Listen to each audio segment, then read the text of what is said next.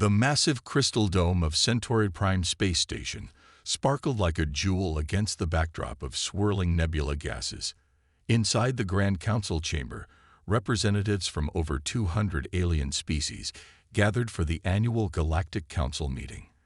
The chamber hummed with dozens of translation devices as species of all shapes and sizes discussed the latest developments in galactic politics.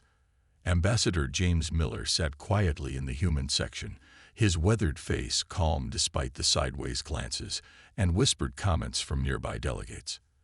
At 60 years old, he had served as Earth's representative for the past 5 years, enduring countless subtle and not-so-subtle insults about humanity's primitive technology.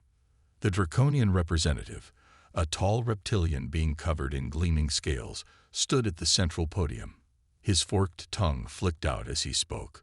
And now we must address the matter of defensive capabilities among member species. Recent surveys show that humanity's protective technologies remain significantly behind acceptable standards. Quiet laughter rippled through the chamber. Miller noticed several of the smaller species, like the blob-like masses and the crystalline shimmer people, joining in the amusement. They had all faced similar ridicule before partnering with more advanced races for protection. Perhaps, the Draconian continued, the humans would benefit from accepting guidance from more established species. Their current armor systems are barely more advanced than simple metal plating. Miller felt his aide stiffen beside him, but he placed a calming hand on the young man's arm. The humans had weathered these insults for years, all according to plan. The Arcturian representative, a being of pure energy contained within an environmental suit, spoke next. Our scans of Earth's military facilities show no evidence of quantum shielding, neural interfaces, or even basic antimatter containment. How do they expect to defend themselves against modern threats?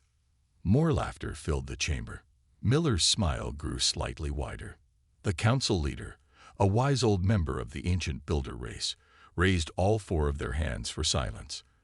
Ambassador Miller, would you care to respond to these concerns? Miller stood slowly, straightening his simple blue uniform. His voice carried clearly through the chamber without any sign of anger or defensiveness.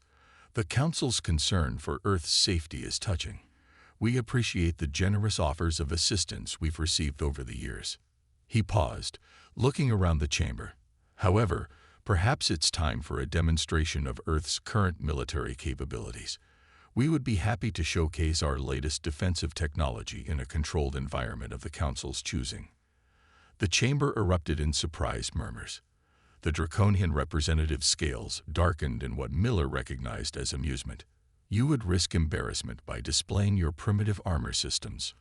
Miller's eyes twinkled as he replied, sometimes things aren't quite what they seem. Earth formally requests a technology demonstration 2 days from now. We'll bring 1 suit of our Mark II battle armor. The council leader looked intrigued. Request granted. The demonstration will take place in Testing Arena 7. As the session moved on to other matters, Miller sat back down, still wearing that mysterious smile.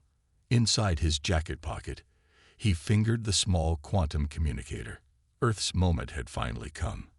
After decades of hiding their true capabilities, it was time to show the galaxy exactly what humans could do. None of the aliens noticed that their translation devices briefly glitched when Miller mentioned Mark IA.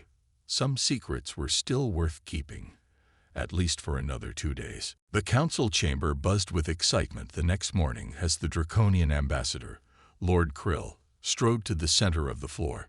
His metallic armor gleamed under the artificial lights, each plate worth more than a small starship. The chamber fell silent as he spread his arms wide, scales shifting from green to deep purple. Since the humans are so eager to demonstrate their capabilities, he said, mouth curving into what passed for a smile among his kind, I propose we make this interesting. Miller sat straighter in his chair, watching carefully. This was exactly what Earth's military command had predicted would happen. A simple demonstration lacks stakes, Krill continued. I propose a challenge.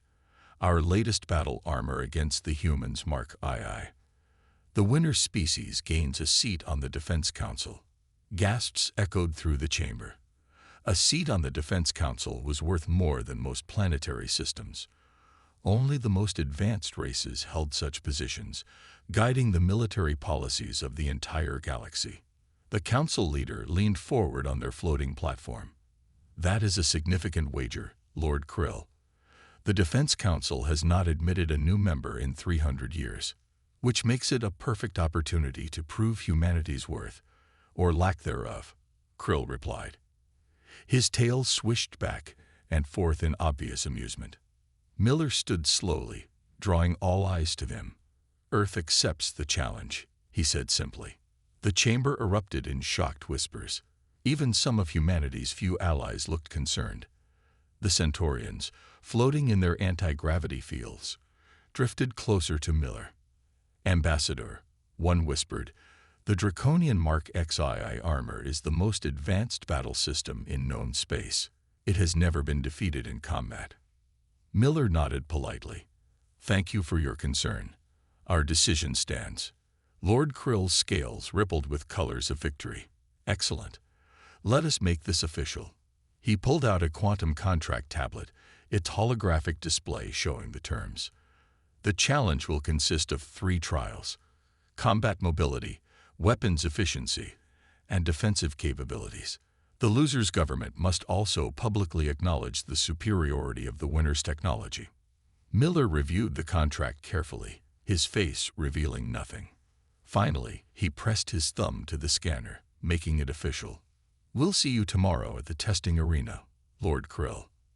As the chamber began to empty, the Arcturian representative floated over. Your species' bravery is admirable, Ambassador Miller, but bravery alone will not help you against draconian technology. Miller's eyes crinkled at the corners. You know, we have an old saying on Earth, don't judge a book by its cover. The Arcturian's energy form pulsed in confusion as it processed the strange human idiom. Back in his private chamber, Miller activated his quantum communicator. General Roberts' hologram appeared instantly. It's done, Miller reported. They took the bait. Krill suggested exactly the kind of challenge we wanted. The general's hologram nodded. Perfect. Commander Reynolds is ready with the Mark II. Time to show them what humanity has been hiding all these years. As Miller ended the transmission, he couldn't help but smile. Tomorrow would change everything. And the galaxy had no idea what was coming. Deep beneath the Rocky Mountains, in a facility that officially didn't exist, Commander Tom Reynolds stood motionless as technicians attached the final pieces of the Mark II battle armor. The underground chamber, large enough to house several battleships, echoed with the sounds of machinery and urgent voices. Neural interface calibration at 100%, announced Dr. White, her fingers dancing over holographic controls. Quantum core stable. Antimatter containment fields holding perfectly. Reynolds flexed his fingers, watching as the armor's midnight black surface rippled like liquid metal. 10 years of his life had gone into developing this system. Now it was time to show the galaxy what humanity could really do. Commander, General Roberts called from the observation deck. Ambassador Miller just confirmed. The Draconians are putting their best pilot in their Mark XII armor. They're expecting to humiliate us. Reynolds grinned inside his helmet. Perfect. They'll be too busy showing off to notice what we can really do until it's too late. Around him, dozens of technicians performed final checks on the armor. To most of the galaxy, this chamber shouldn't have been possible. Human technology was supposed to be centuries behind this level. The deception had been difficult but necessary. Sir, a young technician reported, our spy drones picked up 3 different alien species trying to scan the facility. The quantum shielding deflected them all. They still think this is just a basic military storage bunker. The Mark II stood over 3 meters tall, its surface absorbing light in a way that made the eyes want to slide away from it. Unlike the flashy, oversized alien battle armors, it was sleek and efficient. Not a single piece was added for show. Remember, General Roberts said, we're authorizing you to show them levels 1 through 3 only. The rest stays classified. Reynolds nodded as the final diagnostic completed. The armor moved like it was part of his own body, the neural interface translating his thoughts to action with zero delay. Earth had discovered years ago that simpler, more direct systems worked better than the overcomplicated alien technologies. "What should I do if they push us too hard?" Reynolds asked. "If they realize we're holding back." The general's face hardened. "Then you show them level 4, but only if absolutely necessary. We want to surprise them, not terrify them." The chamber's massive doors began to open, revealing the transport ship that would take Reynolds to Centauri Prime. As he walked toward it, each step perfectly silent despite the armor's size, he remembered all the years of secrecy, all the times humans had bit their tongues while aliens mocked their primitive technology. "Good hunting, Commander," General Roberts called out. "Make Earth proud." Reynolds paused at the ship's ramp and looked back at the facility. Hundreds of men and women had worked in secret for decades to create this moment. The Mark II wasn't just a piece of advanced technology. It was humanity's statement to the galaxy. As the transport lifted off, Reynolds ran through the neural interface checks one final time. In a few hours, the galaxy would learn that they had badly underestimated humanity. He almost felt sorry for the Draconians. Almost. Testing Arena 7 filled with spectators as thousands of alien dignitaries crowded the observation decks. The massive space, carved into an asteroid near Centauri Prime, could hold several warships. Today, it would witness a demonstration that would change galactic history. The Draconian Mark XII armor stood in the center of the arena, its pilot already showing off. The massive machine, covered in glowing power crystals and ornate decorations, stomped around making the entire asteroid shake. At nearly 7 meters tall, it dwarfed most military vehicles. "Quite impressive, isn't it?" Lord Krill said to Ambassador Miller in the VIP observation box. "The Mark XII contains technology your species won't develop for centuries." Miller checked his watch. "We'll see." A murmur ran through the crowd as the human transport ship entered through the arena's energy shields. It seemed impossibly small compared to the Draconian vessel. The ship's doors opened, and the arena fell silent. The Mark II battle armor stepped out. "That's it." Someone in the crowd laughed. "It's so small." Standing just over 3 meters tall, the Mark II was less than half the size of the Draconian armor. Its black surface seemed to drink in light, making it hard to focus on. No glowing crystals, no decorative patterns, no visible weapons. Lord Krill's scales rippled with amusement. "Ambassador, surely this is a joke. That tiny thing can't possibly." He stopped as the Mark II moved. One moment it stood by the ship. The next it was in the arena center, covering 50 meters so smoothly and quickly that many observers missed the movement entirely. The Draconian pilot reacted instantly, raising energy shields and charging weapons. The Mark II stood motionless, waiting. "Impossible," the Arcturian representative whispered. "Our sensors didn't detect any movement energy. No acceleration, no displacement wave, nothing." Commander Reynolds' voice came through the arena speakers, calm and professional. "The Mark II battle armor is ready for testing." The council leader raised their hands for silence. "The challenge will begin with basic mobility demonstrations, followed by—" "Wait," called the Shimmer People's representative. "Our scans show no power source. How is it even functioning?" More confused murmurs spread through the crowd as other species checked their scanners. The Mark II appeared to be completely inert, yet it stood there, clearly operational. Miller smiled. "Perhaps your scanners need adjustment." In the arena, the Draconian pilot moved his massive armor closer to the Mark II, trying to intimidate with size. Reynolds didn't move, but observers could have sworn the black surface of his armor rippled slightly. "Initial testing will begin in 30 seconds, announced the council leader. "Both participants, prepare for the mobility course." Lord Krill leaned toward Miller. It's not too late to withdraw, Ambassador. Save your species the embarrassment. Actually, Miller replied, watching the Mark II, I think it's too late for you. The arena systems began generating the obstacle course, creating a complex maze of barriers, jumps, and hazards. As the countdown started, Miller thought about all the aliens who had dismissed humanity as primitive, who had mocked their technology and offered protection. In 30 seconds, they would begin learning just how wrong they had been. The countdown reached 0, and history changed forever. The mobility test began with a deafening horn blast. The draconian Mark XII charged forward, its massive feet leaving dents in the arena floor. Its movements were impressive for its size, leaping over barriers and smashing through obstacles that couldn't be avoided. The Mark II didn't move. Your pilot appears frozen in fear, Lord Krill sneered at Miller. Then the Mark III vanished. Gasps echoed through the arena as the black armor seemed to dissolve into thin air. The draconian pilot stopped, his sensors sweeping the arena frantically.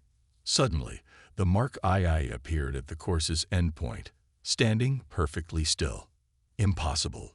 Several aliens shouted. The course hasn't even been completed.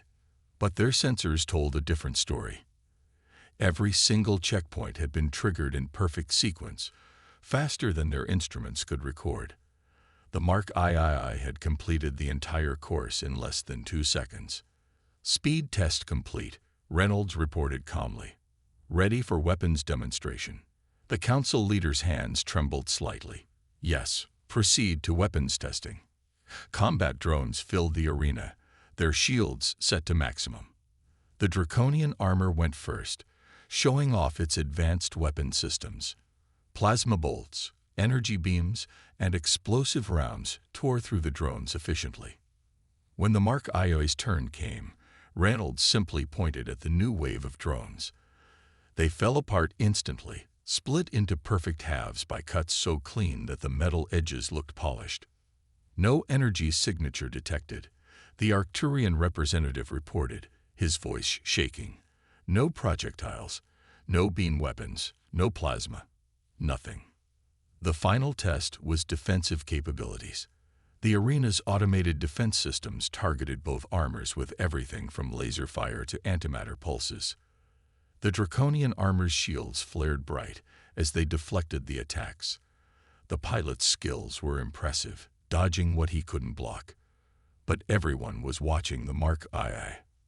The attack simply ceased to exist about a meter from the black armor. No shields flashed. No energy was deflected. The weapon's fire vanished as if it had never been.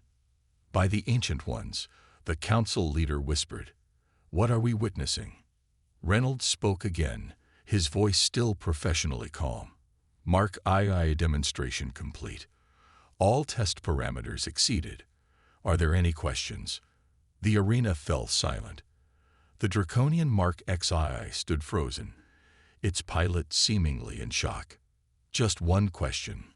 Lord Krill said, his scales now pale gray with fear. What is the power source for such capabilities? Miller finally stood up. I'm afraid that information remains classified, as does the explanation for how we developed quantum phasing, dimensional slip technology, and localized time manipulation. The crowd erupted in chaos. Those technologies were theoretical at best. Many scientists claimed they were impossible. Of course, Miller continued, this is just our public demonstration model. I'm sure you understand we can't reveal everything. The Mark II walked back to its transport ship, each step completely silent. As it passed the draconian armor, Reynolds paused. Your armor is very impressive, he said kindly. The decorative crystals are particularly nice. As the transport ship departed, leaving the gathered species in stunned silence, Miller thought about the classified reports sitting on his desk. Reports about the Mark IV through Mark VI armors, and the threats they were built to face. Some secrets humanity would keep a little longer. 2 hours after the demonstration, the Galactic Council called an emergency session. Ambassador Miller stood at the center podium, facing hundreds of shocked and worried faces. "You deceived us," the Arcturian representative stated. "For years, you let us believe." "We let you believe what you wanted to believe," Miller replied calmly. "Humanity never lied. We simply didn't correct your assumptions." Holographic displays showed footage from the demonstration, particularly the moment the Mark II had seemingly bent space and time to complete the mobility course. "How long?" the council leader asked. "How long have you possessed these capabilities?" Miller looked around the chamber, remembering all the times these same species had mocked humanity. "The Mark III is 10 years old. It's actually somewhat outdated by our current standards." The chamber erupted in shocked voices. Lord Krill's scales had turned almost white. "But our deep space scans," someone protested. "Our spies, our surveillance, showed exactly what we wanted them to show," Miller explained. "Think about it. If we can bend space-time and phase through dimensions, hiding our true capabilities was simple." The council leader raised all 4 hands for silence. "Why? Why maintain this deception?" Miller's face grew serious. "Because 30 years ago, we detected something at the edge of known space, something that made us realize we needed to advance far beyond current galactic technology levels." He pressed a button, and a new hologram appeared. It showed a massive dark shape moving between galaxies, larger than most solar systems. "What is that?"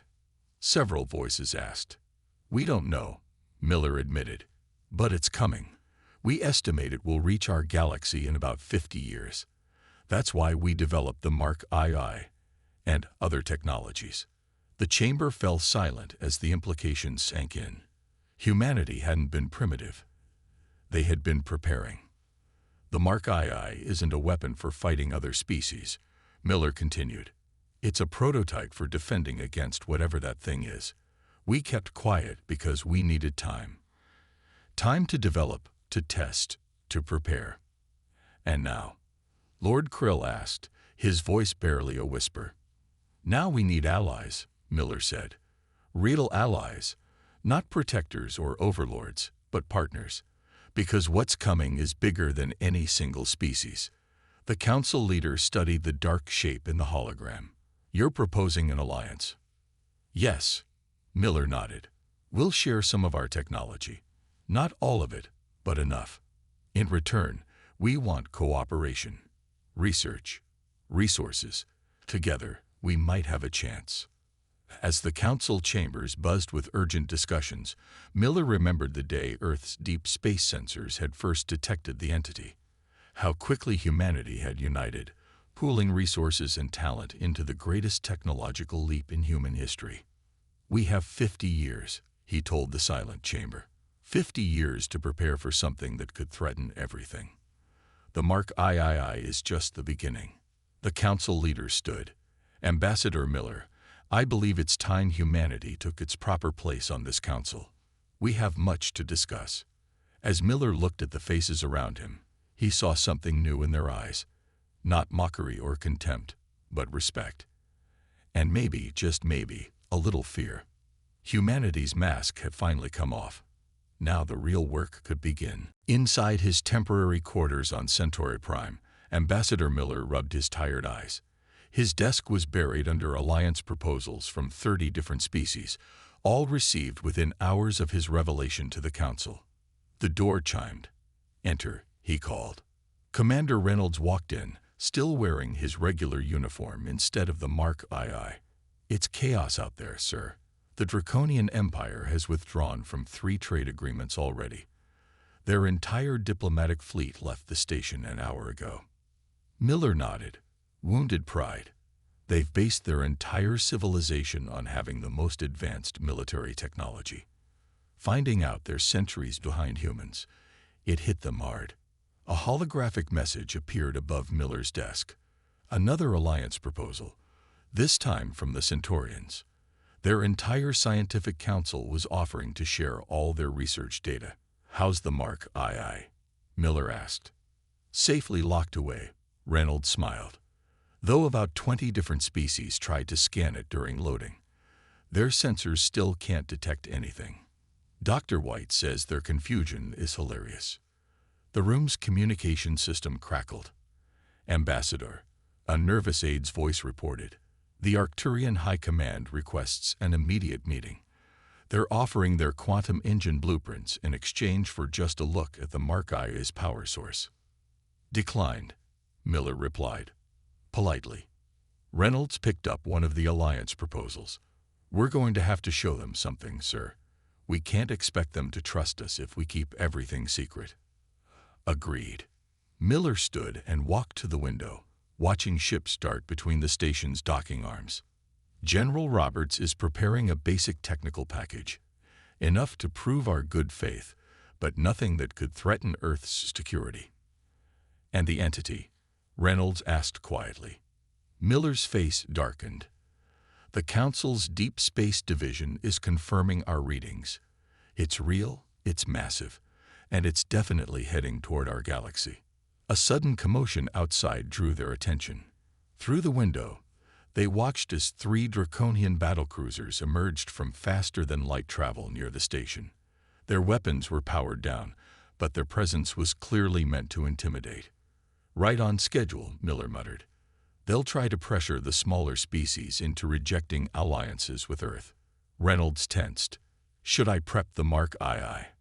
No need. Miller smiled. Watch. Within minutes, ships from 20 different species moved to position themselves between the Draconian vessels and the station. The message was clear. The balance of power had shifted. The council meeting starts in an hour, Miller said. Time to show them our proposal for a joint defense initiative. Think they'll accept? They don't have a choice. That thing out there isn't slowing down, and they know their current technology can't stop it. Reynolds straightened his uniform. I'll head to the ship, make sure everything's secure. As the commander left, Miller looked at the Alliance proposals again. Each one represented a species that had mocked humanity just days ago. Now they were practically begging for Earth's help. But Miller felt no satisfaction in their fear or desperation. What was coming would test every species in the galaxy. Old rivalries and pride would have to be set aside. Humanity had spent 30 years preparing in secret. Now it was time to prepare together. The real challenge was just beginning. The testing arena had been reconfigured for the final demonstration. This time, only the highest-ranking military officials from each species were allowed to attend. The observation deck was eerily quiet compared to the previous day's chaos.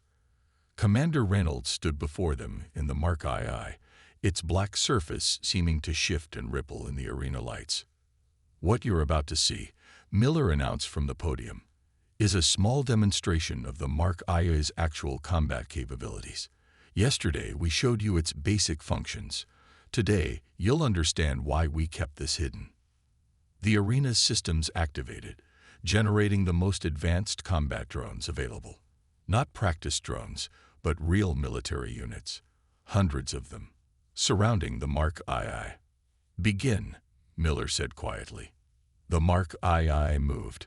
Later, many observers would disagree about what exactly they saw. Some swore the armor split into multiple copies. Others insisted it phased between dimensions. A few claimed it manipulated time itself. In 30 seconds, every drone in the arena had been disabled. The Mark II stood motionless in the center, not a scratch on its surface. Impossible, the Draconian military chief whispered. Those drones had quantum shields, dark matter barriers, time displacement defenses. Had, Reynolds corrected through the Mark II speakers. Past tense. Miller stepped forward. The Mark III can process combat solutions faster than light can travel across this room. Its neural interface allows the pilot to execute those solutions instantly. What you just saw was the armor operating at 10% capacity. The silence in the observation deck was absolute. 10%. Someone finally asked. The Mark II was designed to fight something far more dangerous than drones, Miller explained. Something that can devour entire star systems. We've tracked its path across 3 galaxies. Everything in its way simply disappears. Reynolds raised the Mark II's arm. A hologram appeared, showing the dark entity moving through space. At full magnification, its surface seemed to shift and twist in ways that hurt the eyes. Our scientists estimate it's as large as 1,000 solar systems. Miller continued. Conventional weapons, even at our level of technology, would be useless. That's why we developed the Mark II and its successors. Successors. The council leader's voice shook. The Mark III is a prototype, a testing platform. The public version. Miller's voice hardened. Earth has been preparing for this threat for 30 years. What you've seen is just the beginning. Reynolds deactivated the hologram. Every species in this room has two choices. Work with us to prepare for what's coming, or face it alone. Earth is offering alliance, not dominance. But we won't waste time convincing you of the threat's reality. The military leaders looked at each other, centuries of rivalry and distrust warring with the evidence before them. How long? The Arcturian commander asked. 50 years, Miller replied. Less if it accelerates. We need to be ready. The Mark II's surface rippled one final time, then went still. In the silence that followed, every being in that room understood one clear truth. The galaxy's best hope for survival rested with the species they had dismissed as primitive just days ago. Humanity hadn't been hiding in fear. They had been preparing for war. A war unlike anything the galaxy had ever seen. 1 month after the Mark II demonstration, Ambassador Miller stood before the full Galactic Council for the final time. The chamber looked different now. Species that once sat far from the human section had moved closer. The Draconians, their pride wounded but pragmatism winning out, had taken seats nearby. The Defense Alliance proposal has been ratified by 187 species, Miller announced. Joint research teams are already being formed. Construction of the new deep space monitoring stations will begin next week. The council leader nodded solemnly. And Earth's contribution to this alliance. Miller pressed a button on the podium. Holographic displays appeared around the chamber, showing technical specifications that made even the most advanced species gasp. We're sharing our quantum phase technology, dimensional slip drives, and basic neural interface systems, Miller explained. These will form the foundation for our joint defense program.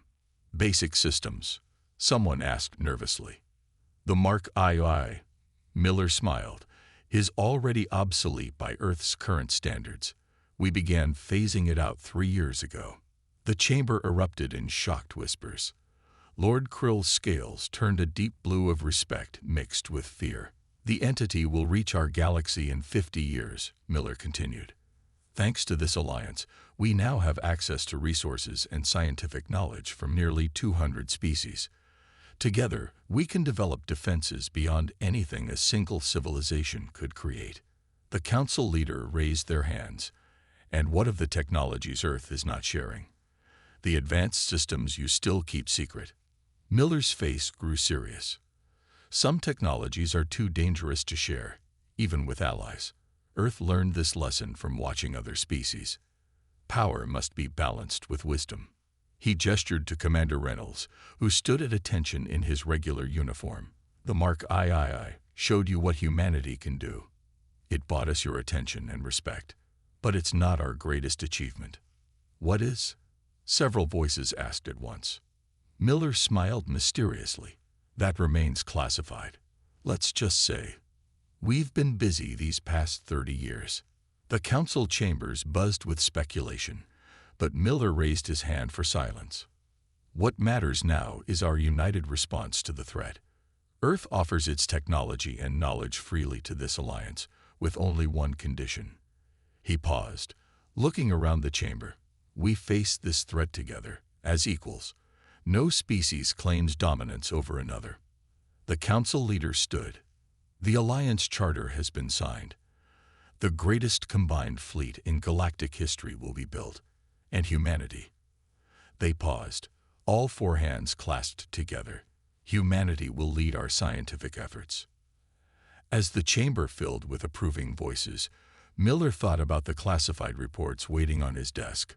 about the Mark VII armor being tested in secret facilities back on Earth, about the quantum dimensional barriers already under construction at the edge of human space. The galaxy had seen a glimpse of humanity's power through the Mark II. They had been shocked, impressed, even frightened, but they hadn't seen anything yet, because out there in the darkness between galaxies, something was coming. Something that had destroyed civilizations far more advanced than any in this chamber. But this time, it would find humanity waiting. And humanity would not face it alone. The end of one era had come. The beginning of another was just starting. And Earth was ready.